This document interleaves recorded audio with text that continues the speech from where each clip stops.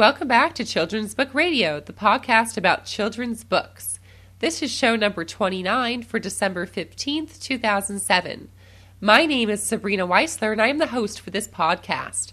I am an avid reader of books for all ages and the parent of twins named Logan and Madison, who are 2.5 years old. We are just about to go on a cruise down to Mexico with some of our extended family. I would like to welcome you to childrensbookradio.com if you're a new listener. Our subscriber base continues to grow with parents, teachers, students, and many other people who love children's books. Also, thanks to all of our listeners for telling their friends about the excellent books we discuss on childrensbookradio.com. Please keep it up. If you ever have any comments, book recommendations, or just want to say hi, please send me an email to be included in the podcast to sabrina@teachtopia.com. I encourage you to go right now to childrensbookradio.com. It is here that you will be able to get a list of all of the books we've discussed. Order them if you'd like, and also find out how to subscribe to the podcast. Our website has an archive of all past shows for you to play right from your browser or to download to the device of your choice. If you are interested in advertising on our website or want to sponsor a show or shows, please write to sales@teachtopia.com and mention Children's Book Radio. As always, a special thanks to Mark Leonard for providing the Teachtopia Network theme song for our podcasts. Remember, if you are a teacher or parent, make teachtopia.com your start page to always ensure a safe search engine. In this edition of the podcast, you will meet Matthew Holm, a graphic designer and a children's illustrator. Or maybe I should say a children's graphic novel cartoonist. Please welcome Matthew Holm. My name is Matthew Holm, and I draw Baby Mouse, which my sister and I co-write. And I got started in illustrating, I guess it all started way back in middle school and in high school. I like to draw cartoons when I was younger. I read a whole bunch of Peanuts cartoons and Calvin and Hobbes and Bloom County, all those classics. And when I got to high school, I had a great art teacher who allowed me to do an AP art portfolio project that was an illustrated children's book, and it was very cartoony. And that's kind of how I really got the kickstart to get going where I was going. And when I got to college, I drew political cartoons for the school newspaper. And then after college, I worked on a webcomic about an alien called Marty Gray. And then eventually Jenny asked me to do some stuff for her and to work on Baby Mouse, and we came up with Baby Mouse, and the rest is history. And what about you're also a graphic designer, correct? Yes, I'm also a graphic designer. Okay. I have a graphic design company called Hot Knife Design. I work, as I do with everything, I work long distance with everybody. I work long distance with my sister. I live in Portland, Oregon. She lives out in Maryland. And then my graphic design business partner lives in Boston, and he does most of the client work, and I do a lot of the code grunt work and web stuff and all that sort of stuff. So it's interesting. On some level, a lot of the stuff I do for the graphic design is very different from what I'm doing with Baby Mouse in terms of, it's a lot of math, basically. It's a lot of code and figuring out subroutines and all that sort of stuff for building these web pages. But then when I'm doing more traditional graphic design, any sort of print design or laying things out on a page, it's really very, very similar. And as a cartoonist, I tend to think more like a graphic designer in terms of how can I convey this information I have to in this very limited space with these limited lines and colors and things, rather than thinking like an artist where, grand composition and what's the meaning of this and all that sort of stuff. It's really like I have to communicate this information, and I only have, a 1 inch by 2 inch square to do it in. So. Right. And how is it juggling the two? Like, do you have enough time in the day, or is it always hectic over there? Okay. I never have enough time in the day. I was up till 12:30 last night, and oh my God. I was up at 5 this morning, and I've been working till you just called now. So. Oh, okay. But you have you must have a lot of discipline if you're working at home and everything's by correspondence. Yeah, it's funny. I never. I know a lot of people say like, "Oh, if I worked at home, I'd never get anything done." I guess I just don't have that kind of personality. I even when I was working out in the corporate world, I used to work for magazines, and I would, my job was basically to sit in a little cubicle by myself and write stuff all day. So I'm used to going off and working by myself for long periods of time. And I've always done more than one thing at a time. So even when I was working at the magazines, I was doing graphic design or, working with Jenny on starting up Baby Mouse and everything. So I'm used to always working much longer than I should be. And so pretty much almost all my spare time is spent working on something or another. So if you just get yourself so busy that you have no time to think about anything, then you find that to be great motivation. Okay. And can you tell us what your experience has been like meeting your readers at Baby Mouse? Oh, it's been fantastic. I mean, it's surprising to me, I guess. I part of it as being a writer and illustrator and working in, from home by myself all the time and hardly seeing anyone face to face. It's weird to think that, you have these books out there that people are finding on their own, and it's not just your editors that you're talking with or Jenny or whatever else. These are people that independently are finding your books and enjoying them and going out and finding more. So it's really interesting to meet all the kids that like it and all the librarians and teachers that are all psyched about it too. So I had a reading at Powell's bookstore out here in Oregon a couple weeks ago. And it was a small crowd because it was a school night and everything. Uh-huh. But the one girl who came out was all dressed up in pink, and had little hearts on her dress, and she had every single Baby Mouse book with her for me to sign. Wow. So it is funny to see these people that really get jazzed about it. And what is the age group that's your target audience, or what have you found? Well, it's a pretty wide group, I would say.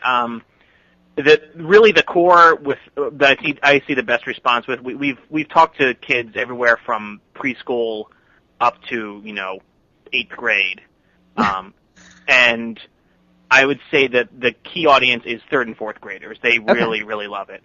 2nd graders are interested, but they don't quite get what's going on. Get the humor, maybe. Okay. Right, and 5th graders are too cool for it.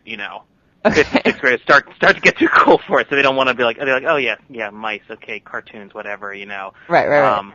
But then, of course, we find out later that they read a whole bunch of it, so. Right, but they can't talk about college age, right, of course not. And then we find, a lot of college-age girls are liking it, too. It's a sort of, it's got a Hello Kitty kind of charm to it, so. Very cool. And what about school visits? Are you doing those, too? Yes, I do school visits. I'm probably going to do some, in the spring, I think. I haven't done any for a while now. But, yeah, I mean, especially when we went on the tour to launch Baby Mouse back in 2006, we did, 3 schools a day for about 10 days in a row. And it was a blast. Just going up in a big auditorium full of kids and doing a little presentation and, drawing Baby Mouse for them and everything. It's a lot of fun. And the school visits are great because kids, I've done a lot of presentations for adults, for librarians, and for salespeople and teachers and everything. Kids are a much better audience because kids never, ever run out of questions. So even if you race through your presentation and you're talking too fast and you get there and you say, okay, any questions? The hands will never stop going up. Whereas if you ask a room full of adults, they're like, no, thank you, that was very nice. Yeah, and you're like, oh no, how do I get through the rest of the hour? Oh, that's funny. Yep. And can you tell us about your blog a little bit? I just started my blog back in August, I think. Okay. It was sort of, it's one of the whole cobbler's children having no shoes kind of thing here. I design websites for half of my my living, and I never really got around to having my own blog, even though everyone else has been doing it for years now. So, but that was part of it, and part of it was for the school visits because I'd get inquiries and things. I didn't really have anything, any way to direct people to anything or any way for people who were going online to find out about stuff to find out about me. Because the babymouse.com website is Random House handles that, so it's really just the books, and just focusing on the books themselves and not so much about me and my free time and what else I'm doing and everything else. So that's why I started it, and it's been fun to sort of get out there and talk a little bit more about what's going on and focus on the cartooning and comic aspect of things a little bit more. I read a few of the kidlit blogs that are out there. I read Fuse Number 8 blogspot the most. Just because Betsy Bird seems to round up everything that's out there on the web. So I don't have much time, so I just read that and I get the sort of digest version. But I also have, I have Google crawling the web for things about comics and cartoons and graphic novels, just so I can sort of stay in the loop about stuff. So I find, there's a lot of comic book blogs out there that are all about, superhero comics and everything, and there are, of course, a ton of children's literature blogs, but not so much in the children's graphic novels or children's comics stuff. So try to bring a little bit into that and a little bit about what I do into that. So. Have you gotten any reader response from your blog? Do you think anybody's out there reading it? No idea. not too much response. I find out when people, again, just as I have Google looking for mentions of my name and my stuff, other people are doing the same for their names. So if I mention them, they say, "Oh, thanks for that and the link," right. But otherwise, I don't know if anyone's going out and reading it daily. So. Yeah, well, I guess that's not necessarily what it's for, but I was just curious to see. Okay. Yeah. All right, let's go ahead and talk about Baby Mouse. Can you tell us about the character and, just about what she's like and how you draw her and stuff like that? Well, Baby Mouse is, she's very feisty. Mm-hmm. She's very enthusiastic, and she loves to read, and she, it tends to think that, of course, she can do anything because she's read about it.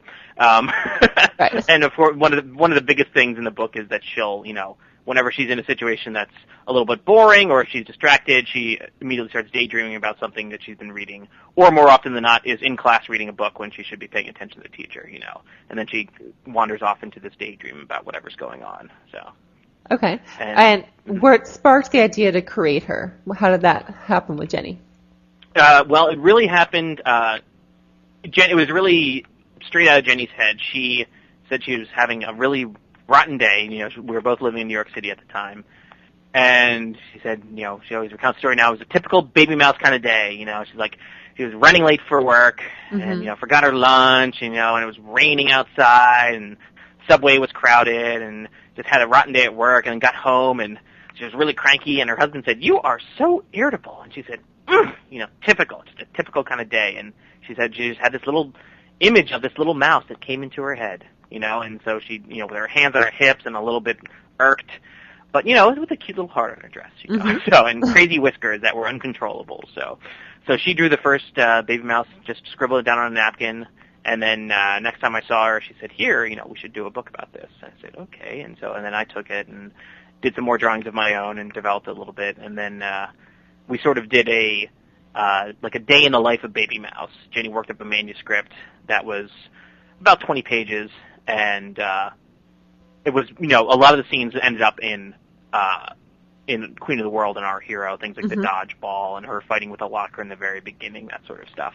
And then obviously got expanded on. But it was more just like little vignettes and not so much a through storyline like we have now, not much of a narrative. Okay. So that's where that all got started, but that was a long time ago. That was in 2002, I think. Okay. And it was a good 2 years before anyone was even slightly interested in Baby Mouse. And this was after, mind you, Jenny had written a number of books, including the Newbery Honor winner, and no one was really interested in this kind of a book. And we were both, we were like weaned on comics, basically. The comic books were throughout our house, and I read just tons and tons of, Sunday and weekly comic collections like Peanuts and everything like that. And, we had a house with 4 boys in it, so we had even more comics than you might expect. And Jenny read all of them, so she became a comic junkie. And then her husband is a video game designer, so she married another nerd who's into comics and everything else. So just surrounded by comics. And she's like, "Why aren't there any good comic books for girls? Any good girl comic characters? Wonder Woman was about it." And she was, not really someone that Jenny said she could identify with. So, flying around an invisible jet and with gold underwear and everything. So, so she really had, even though she was doing this historical fiction and everything, she really wanted to do a comic book at some point, because that's, and now she said, she's like, all I read anymore are comic books. So when she, other than stuff that she has to read to research, a historical novel, pretty much all she does is read comic books. So, so that was great, and we started working on that, and we thought, well, let's do a comic book, but we knew we wanted to go to a book publisher because that's what Jenny had experience with, And, she had had contact with people who had worked for DC and Marvel and the mainstream comic book publishers, and she knew it was, that there was a very closed system, and frankly, the money was miserable, and the hours were terrible, and the final control over everything was non-existent. So they were just like little wage slaves. Like she used to work at a TV production company, and a lot of the animators that they hired were comic book artists too. And it was like during the day they would go home or go out to DC or Marvel and just draw all day, and then at night they'd come over to her studio and they'd lock them in overnight and they'd just draw animation all night. So she's like, yeah, book publishers would be better, but no book publishers were really doing graphic novels at that point. So it was a tough sell, and certainly no one was doing graphic novels for kids. And so she took things around, and no one was really interested, and tried a couple more times, and then finally in 2004, she was getting ready to move out of New York City because her husband got a job down in Maryland. And she called everyone up. She's like, okay, this is the last chance. I'm leaving the city, and called a bunch of publishers. And they're like, okay, we'll come by, So she pitched to a couple places, and a couple people were interested, and Random House had the biggest response to it, and they just loved it and got it, and we're like, this is great, let's go. So we said, okay, great. So we signed up with them, and it's been fabulous ever since. Wow. And how would you say that it's different from other graphic novels, other than the fact that it's a mouse, a girl? Well, I would say one of the things, and it's still funny today, they're just, even, Baby Mouse has been out, I guess it's only been 2 years now. It came out, at the beginning of 2006, so we're coming to the end of 2007. So it seems like forever, because we've been working on it since 2004, really, full-time.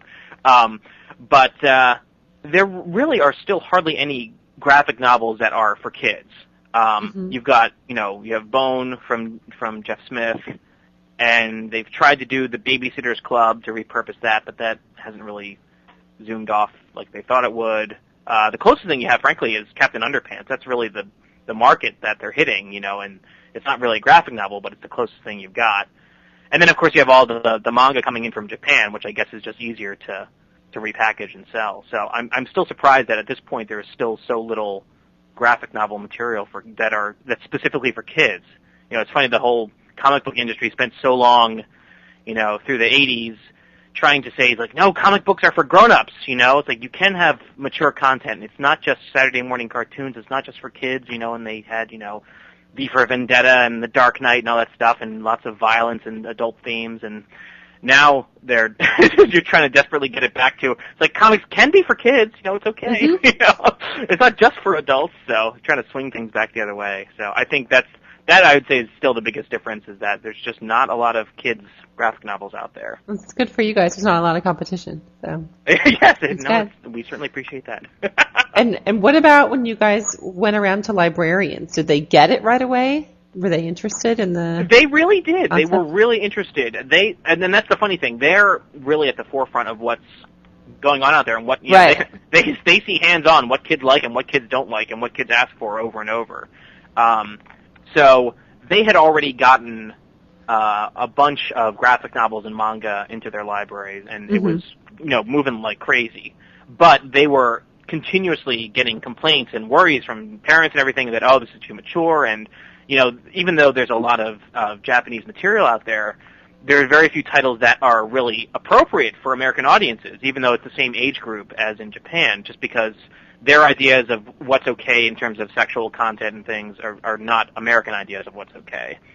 So they have to really worry, like, okay, and they have to read every single copy that comes in and make sure it's all right and nothing's going to slip through. So I think they, appreciated that this was, American-made and something, kids are going to identify with a little bit more, hopefully, culturally.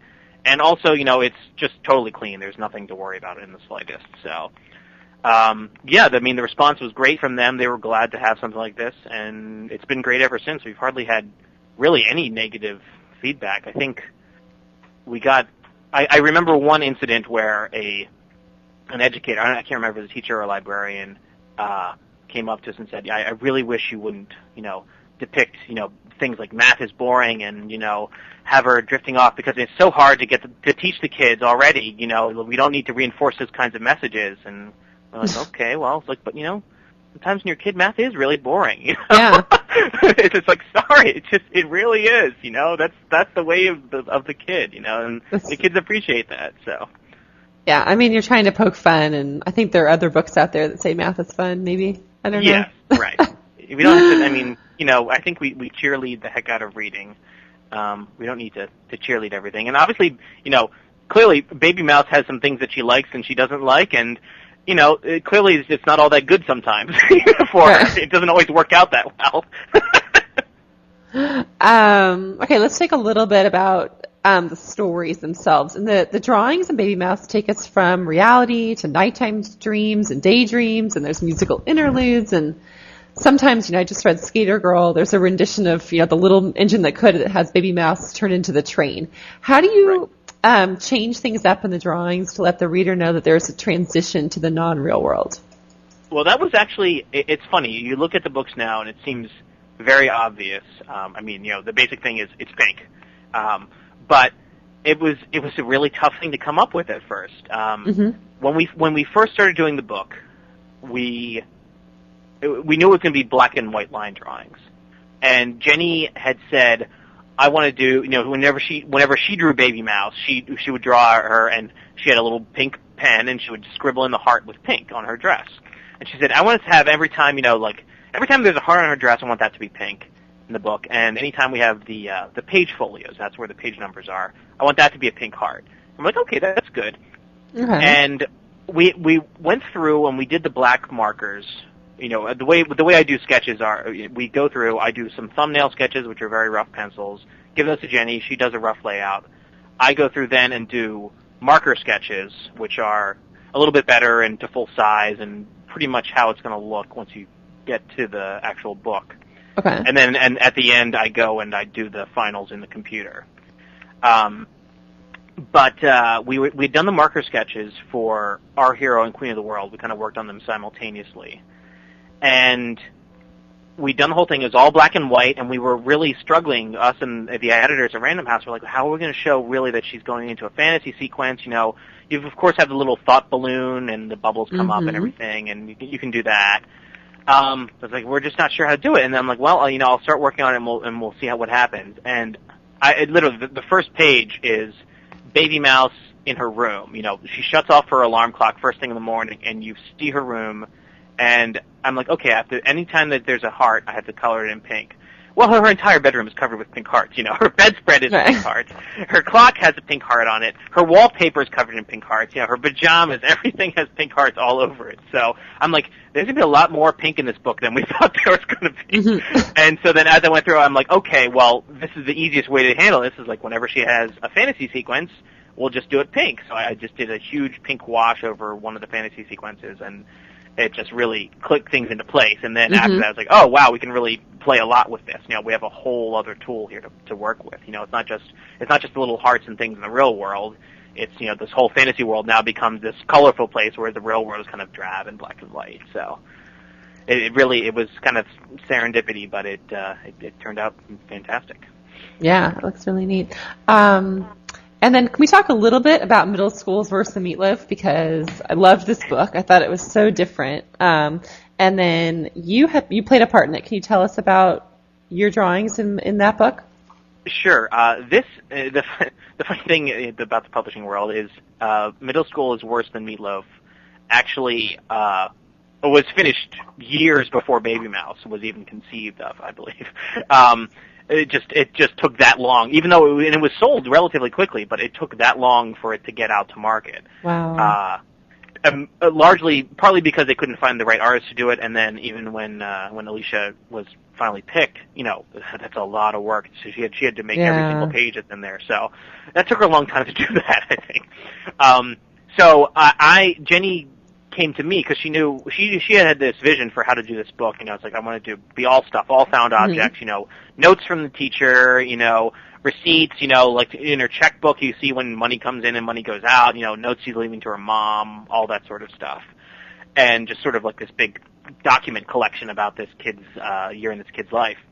And she has an older brother who's a little bit of a juvenile delinquent, and he, even though he's messes up all over the place, he still and he teases the heck out of his little sister, who's the heroine of the story. He also does care about her and does try to make her less worried, because she's worrying all the time about stuff, and tries to spice things up. So, and one of the things he does is he draws cartoons to her. And so, it's usually about him, goofing off and having fun and dragging her along into it.